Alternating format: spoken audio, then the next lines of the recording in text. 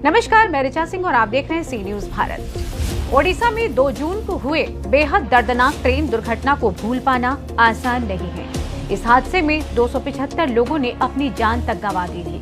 वहीं 1000 से ज्यादा लोग घायल हुए, जिनमें अस्पतालों में अभी भी 200 लोगों का इलाज चल रहा है। लेकिन हादसे के 3 दिन बीत जाने के बाद भी अब तक 100 से ज्यादा शवों की पहचान नहीं हो सकी है। परिजन अपनों की तलाश करने में लगे हुए हैं और उन्हें हर जगह ढूंढ रहे हैं। ओडिशा के बालासोर में हुए रेल हादसे को भले ही बीते 3 दिन हो गए हों और भले ही वहां दोबारा ट्रेनों का संचालन शुरू हो गया हो, लेकिन आज भी जब कोई उस मंजर को याद करता है तो सहम उठता है। 2 जून को हुए बेहद दर्दनाक इस ट्रेन दुर्घटना को भूल पाना आसान नहीं है। इस हादसे में 275 लोगों ने अपनी जान तक गंवा दी और 1000 से भी ज्यादा लोग घायल हो गए। वहीं 3 दिन बीत जाने के बाद भी अभी तक 100 से ज्यादा शवों की पहचान नहीं हो पाई है। परिजन लाशों के बीच अपनों को ढूंढने में लगे हुए हैं, इस उम्मीद से कि शायद उनका अपना जिंदा हो। बता दें कि ओडिशा के बालासोर में हुआ ट्रेन हादसा इतना भयानक था कि कोरोमंडल एक्सप्रेस ट्रेन के कई कोच तबाह हो गए। एक इंजन तो मालगाड़ी के रैक पर ही चढ़ गया। टक्कर इतनी भीषण थी कि खिड़कियों के कांच तक टूट गए और करीब 50 लोग बाहर जाकर गिरे।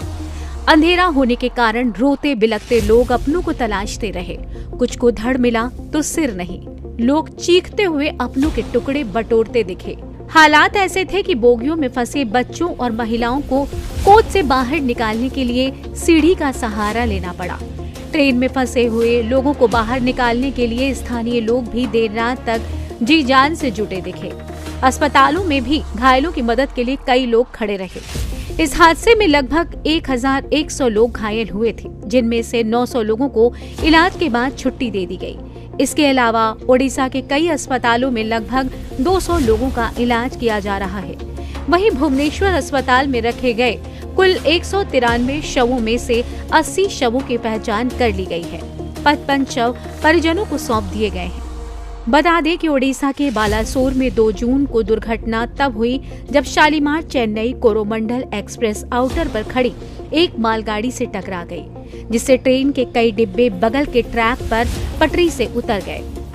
इसके बाद दूसरी ट्रैक पर यशवंतपुर से हावड़ा जा रही हावड़ा एक्सप्रेस कोरोमंडल के डिब्बों से टकराकर डिरेल हो गई।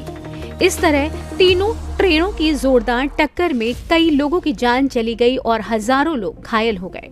वहीं हादसे के बाद अगले दिन प्रधानमंत्री नरेंद्र मोदी ने वहां जाकर बालासोर दुर्घटना स्थल का जायजा लिया और अस्पताल में इलाज कर रहे घायलों से भी मुलाकात की। वहीं इस भीषण दुर्घटना के पीछे सिग्नल खराबी बताई जा रही है। हालांकि आगे की जांच जारी है। ओडिशा में हुए भयानक ट्रेन हादसे ने एक बार फिर भारतीय रेल यात्रियों की सुरक्षा से जुड़े दावे पर सवालिया निशान खड़े कर दिए हैं। इस मुश्किल वक्त के बीच रेलवे का वो सुरक्षा कवच सुर्खियों में है, जिसका उद्घाटन पिछले साल किया गया था। रेलवे ने अपने पैसेंजर्स की सिक्योरिटी को ध्यान में रखते हुए कवच का निर्माण करवाया था, जिसके अस्तित्व में आने के बाद ये माना जा रहा था कि भविष्य में ट्रेन हादसों पर एक दिन जरूर लगाम लग जाएगी।